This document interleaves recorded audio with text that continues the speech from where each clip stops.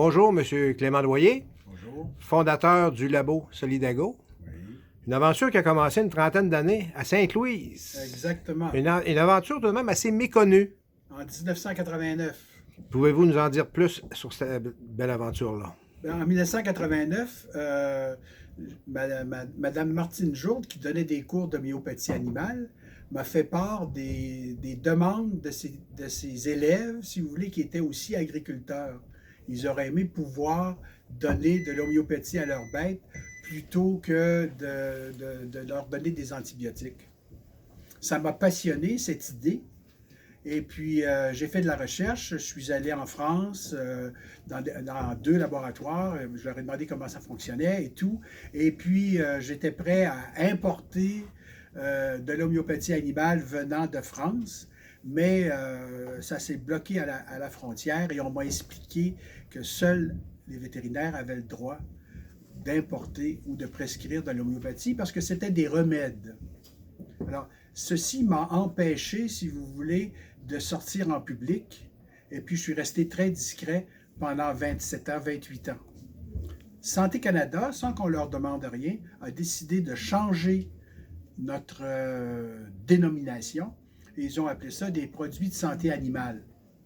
Maintenant, nous avons le droit de sortir en public et de dire que nous offrons un plan de santé pour les animaux basé sur l'homéopathie.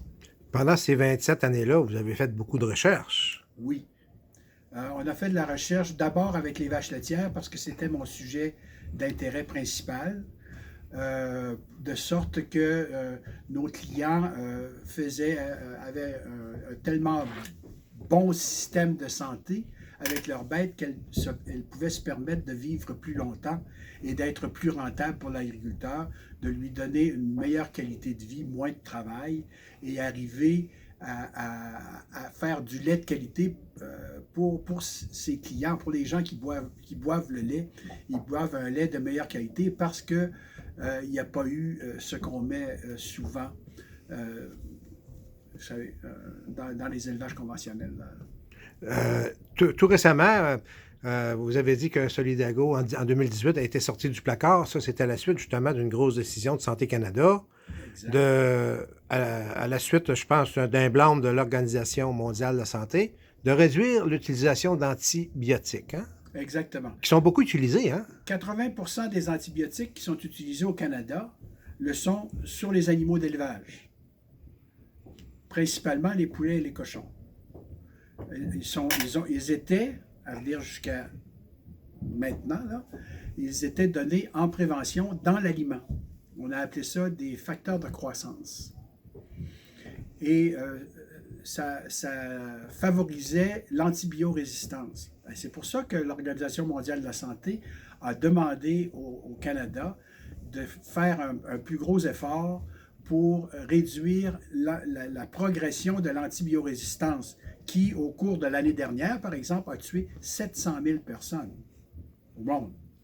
Il y en a 50 000 enfants qui sont morts aux Indes parce qu'ils avaient des bactéries qui étaient résistantes à tous les antibiotiques.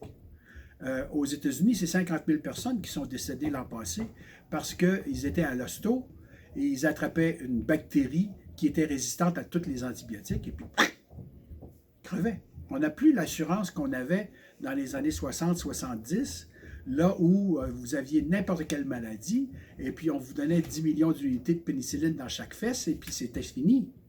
C'est plus le cas maintenant. Il y a des bactéries qui résistent, les bactéries mangeuses de chair et autres. Alors, et c'est dans ce but-là que Santé Canada a défendu l'utilisation des antibiotiques sur les élevages en prévention, qui a réduit les antibiotiques qui pouvaient être utilisés sur les animaux d'élevage. Ils ont extrait, la classe 1, elle était déjà extraite. Ils ont extrait la classe 2 pour 2020 et la classe 3 pour 2021. Alors, les éleveurs de poulets, par exemple, avec les facteurs de croissance qu'ils n'ont plus le droit d'utiliser, ça s'appelait des facteurs de croissance, avec les facteurs de croissance qu'ils n'ont plus le droit d'utiliser, vont devoir se tourner vers autre chose. Nous avons fait de la recherche avec des élevages massifs, 32 000 poulets par poulailler, 32 200, et Et on a obtenu des résultats très probants sur la mortalité, sur la confiscation des oiseaux au moment de l'abattage, sur le taux de croissance quotidien qui a été augmenté. On a obtenu des résultats très probants.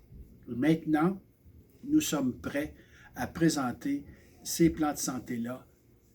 On a le droit de présenter ces plans de santé-là aux éleveurs, de sorte qu'ils vont pouvoir promouvoir la santé et non la maladie.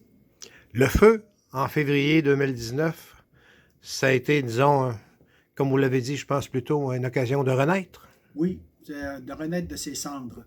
Le feu a tout détruit et ça nous a fait prendre conscience de l'énergie qui était présente dans l'équipe parce que les filles, parce que ce ne sont que des femmes, les filles se sont retournées et très rapidement, elles ont trouvé un autre local, elles ont construit, il y a beaucoup de monde qui sont venus les aider, c'est sûr. Moi, j'ai trouvé admirable la générosité et l'énergie que les gens ont mis à aider notre petite entreprise à se remettre sur pied.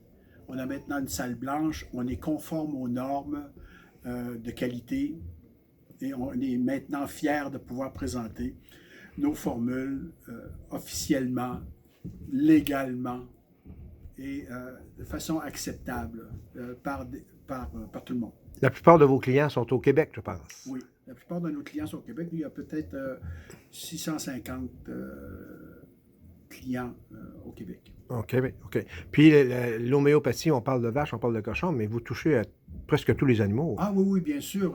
On a présent maintenant en haut là, Jessie qui élève des chevreaux de boucherie.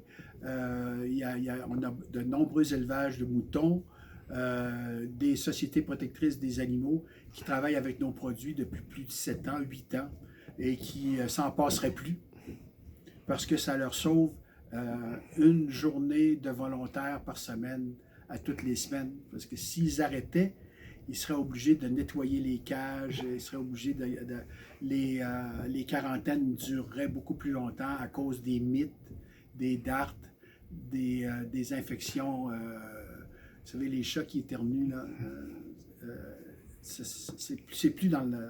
Ouais. Et puis, les chiens qui s'énervent et qui jappent constamment.